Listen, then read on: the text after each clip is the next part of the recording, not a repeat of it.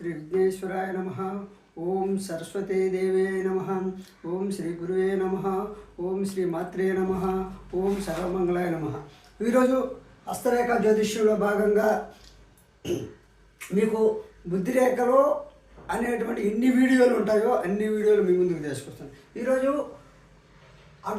@రమాగోపాల్ 9505 అనే YouTube channel ద్వారా బుద్ధిరేఖ 6వ రోజు 1వ వీడియో మీ ముందుకు తీసుకొస్తున్నాం. ఇప్పటి వరకు నా వీడియోను ఆదరించి 48,000 పైగా వ్యూస్ వచ్చి దాదాపు సుమారుగా 800 పైగా సబ్స్క్రైబ్ చేసినందుకు యూట్యూబ్ ప్రేక్షకులందరికీ పేరు పేరున ధన్యవాదాలు తెలియజేసుకుంటూ ఈరోజు మరో బుద్ధిరేఖ వీడియోను మీ ముందుకు తీసుకొస్తున్నాను. అదేవిధంగా క్లాసులు కూడా ఇప్పుడు నాకు తెలిసినటువంటి ప్రతి క్లాస్ అంటే సి కానీ C++ కానీ జావా కానీ టాలీ కానీ ప్రతి వీడియోను ఫండమెంటల్గా ముందుకు తీసుకొస్తాను. మీరు ఎంత ఆదరిస్తే అంత డెప్త్ లేకపోయేసి మీకు ఆ వీడియోలు మీ ముందుకు తీసుకొస్తాను. మీరు నేర్చుకోవచ్చు, స్వయంగా నేర్చుకోవచ్చు. కాబట్టి ఈరోజు బుద్ధిరేఖ గురించి చెప్తాను. నచ్చితే లైక్ చేయండి, షేర్ చేయండి, సబ్స్క్రైబ్ చేసి బెల్ ఐకాన్ నొక్కండి, 10 మందికి షేర్ చేయండి. ఈరోజు ఎడమ చేతిలో బుద్ధిరేఖ కిందికి వాలి ఉన్నాను. ఇప్పుడు ఎడమ చేతిలో బుద్ధిరేఖ అనేటువంటిది ఎట్లుంటుంది, ఇలా ఉంటుంది.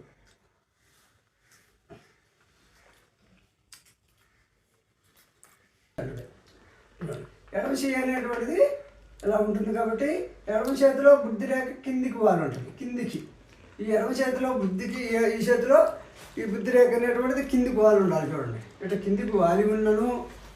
అదేవిధంగా కుడి చేతిలో నిదానంగా ఉన్నా. ఇప్పుడు ఇది ఆయుష్ రేఖ.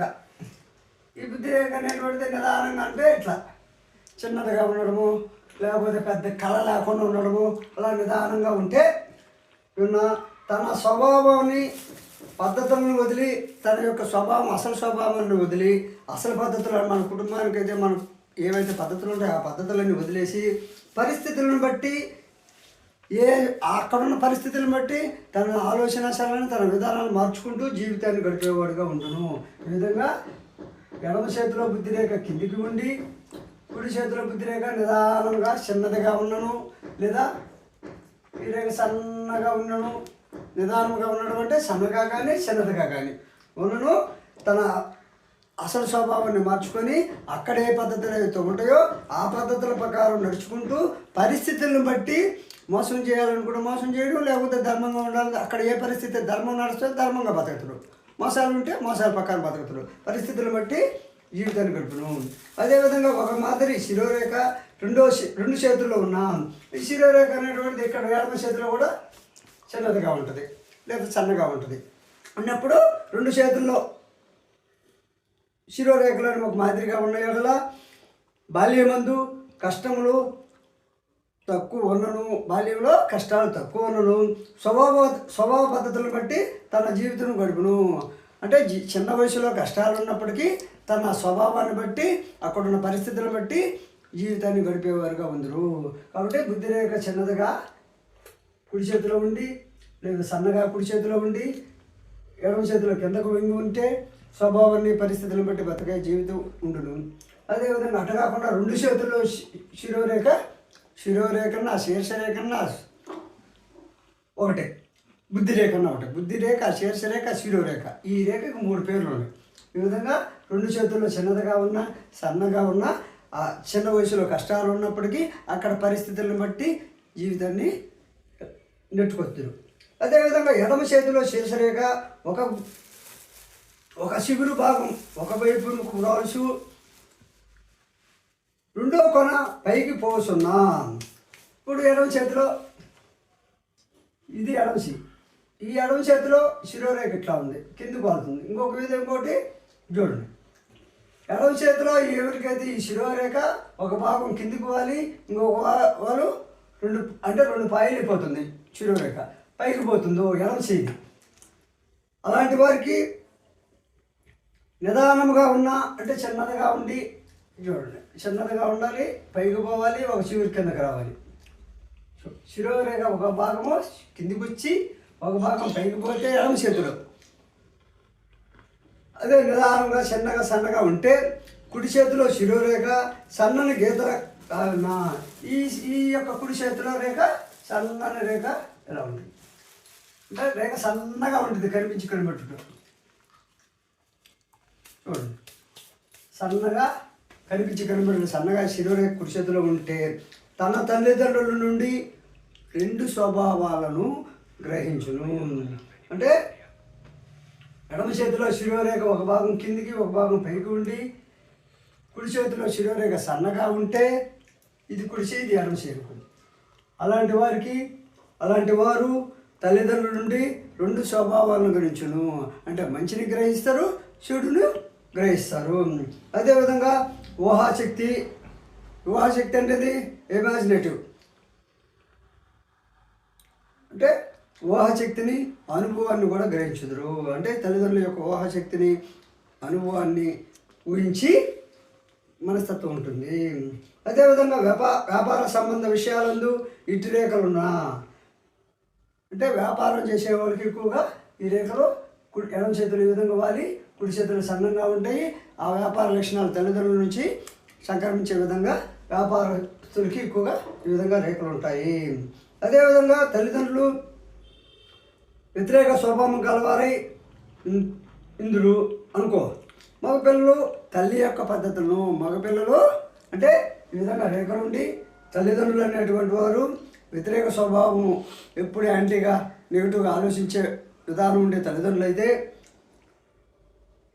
అలాంటి తల్లిదండ్రులకి మగపిల్లలు అలాంటి తల్లిదండ్రుల లక్షణాలు మగపిల్లలు అయితే తల్లి యొక్క పద్ధతులను అనుసరించరు.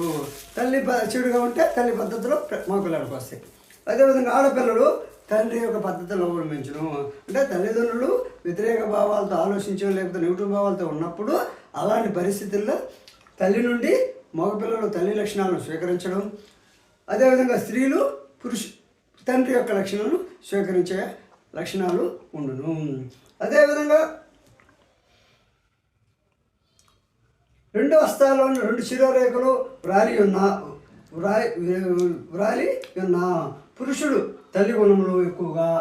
ఇప్పుడు శిరోరేఖ ఇలా వాలి ఉంది, కింద దాకా వచ్చి వాలి ఉన్నట్టు ఉంటుంది చూడండి.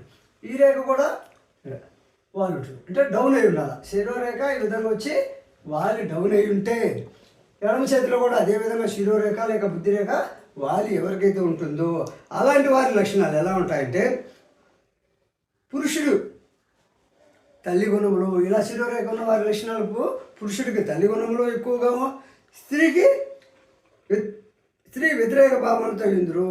అంటే ఇలా ఉండి ఉంటే ఏ వ్యక్తికి అయితే ఈ విధంగా శిరోరేఖలు 2 చేతుల్లో ఉంటాయి వాళ్ళు మామూలుగా అయితే ఇందాక చెప్పినట్టయితే స్త్రీ లక్షణాలు పురుషుడికి, తల్లి లక్షణాలు పురుషుడికి, కొడుక్కి, తండ్రి లక్షణాలు కూతురికి వస్తున్నాయి. కానీ ఈ విధంగా శిరోరేఖలు 2 వాలి ఉంటే మాత్రం తల్లి గుణాలు ఏమైతే తల్లి గుణాలు ఉన్నప్పుడు ఎక్కువగా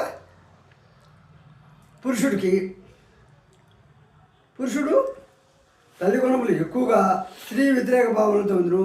అంటే ఆ పురుషుడు ఇలా వాళ్ళుండే పురుషుడు ఎక్కువగా స్త్రీ వ్యతిరేక భావాలు ఉంటాయి. తల్లి గుణాలు తల్లి యొక్క గుణాలు ఎక్కువగా సంక్రమించే అవకాశం ఉంటుంది. అదేవిధంగా చిన్న శిరోరేఖ కుడి చేతిలో స్త్రీ పురుషులకి కానీ ఉండినా, చిన్న శిరోరేఖ కుడి చేతిలో ఇది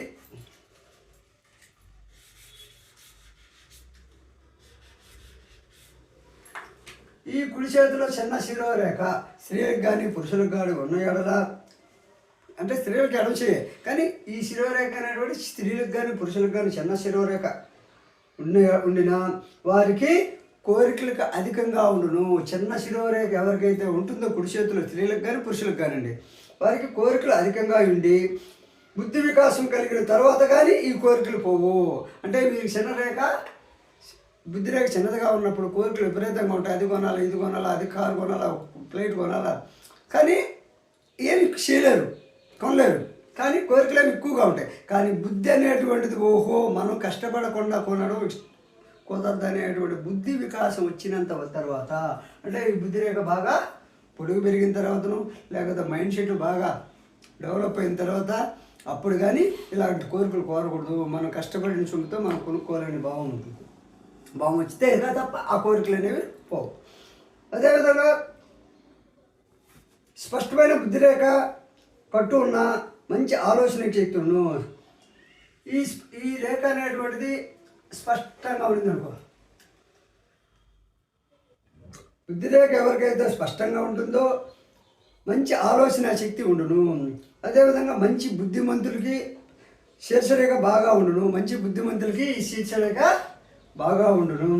అదేవిధంగా సున్నిత స్పష్టత శీర్షరేఖను బట్టి సున్నితమైన వ్యక్తి స్పష్టత అలా ఒక వ్యక్తి ఎలాంటి వ్యక్తి అని తెలియాలంటే శీర్షరేఖను బట్టి ఈ బుద్ధిరేఖను బట్టి ఆ వ్యక్తిని గురించి తెలుసుకోవచ్చు.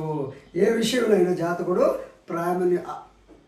జాతకుని యొక్క ప్రావీణ్యత ఏ విధంగా ఉంటుందో తెలుసుకోవాలంటే బుద్ధిరేఖను బట్టి తెలుసుకోవచ్చు అని తెలియజేస్తూ, ఇప్పుడు ఈ బుద్ధిరేఖగా చెప్పింది మీకు నచ్చితే లైక్ చేసి, షేర్ చేసి, సబ్స్క్రైబ్ చేసి బెల్ ఐకాన్ నొక్కి నన్ను ప్రమోట్ చేస్తారని తెలియజేసుకుంటూ జై హింద్.